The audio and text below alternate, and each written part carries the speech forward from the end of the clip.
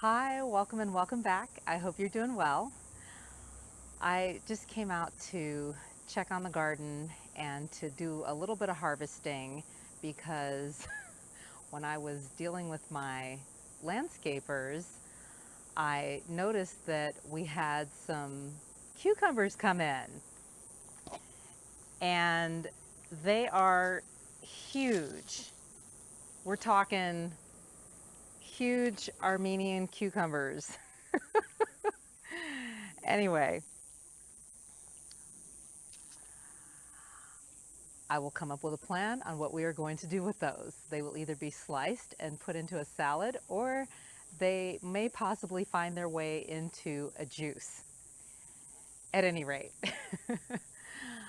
I have a lot of leaves and just vines and plants packed into this particular garden bed, plus it has a little bit of shade from the sun from our house. And so it's really grown up nicely. But the downside of that is that I can't see when certain produce comes in and it's ready to be harvested. And so when I dig around a little bit or separate some of the foliage, I find these massive fruits and vegetables. Anyway, and they're just kind of hanging out under the protection of the leaves and all of that, just doing their thing, growing, and all of a sudden I'm harvesting world record grade stuff. Anyway, speaking of protection, when it comes to narcissists, projection is a form of protection. And narcissists will essentially rewrite the story in order to be able to stomach the ending.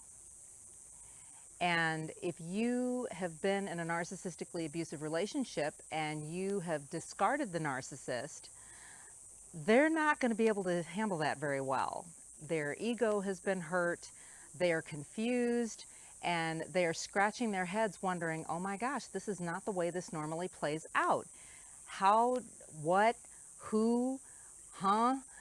And in essence, in their defense, and to make themselves feel better about what happened, their bad behavior, the fact that you figured them out and figured out the game that was being played and beat them to the punch in discarding them, they will do things like switch the story around, and they will project out into the world to anyone who will listen, whether it's online or in person.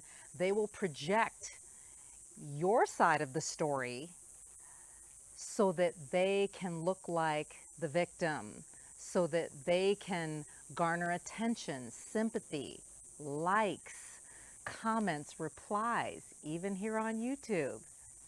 So the narcissist does not want to accept the fact that they were doing you dirty in the first place and that really you needed to get out of there. And that it was for everyone's greater good, because the narcissist has a lot of issues, a lot of inner childhood trauma, deep wounds that they need to heal and process from themselves, whether they choose to do so or not. And you have things that you were brought up to believe or to accept or tolerate in terms of narcissistically abusive behavior that you need to work on and process. And so it's better for everybody to go to their corners and work on themselves, right? So a lot of times the narcissist doesn't want to do that. And in order to kind of make sense and kind of get their closure on the situation, because they expect a certain outcome from these abusive relationships as well. And usually it involves them dumping you first and coming out on top and being able to feel validated or feel powerful or feel like they have overcome maybe playing out a modern day version of something that happened to them in their childhood, which oftentimes was very traumatic and horrible, just unspeakable things.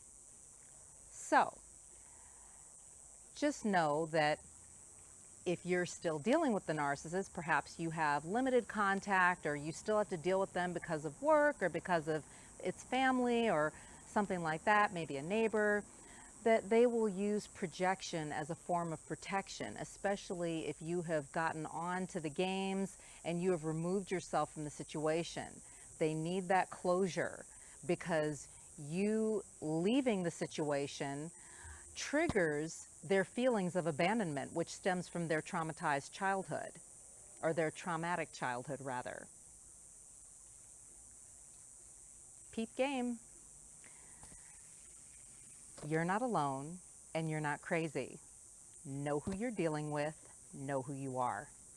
Take care, and I'll talk to you soon. Bye-bye.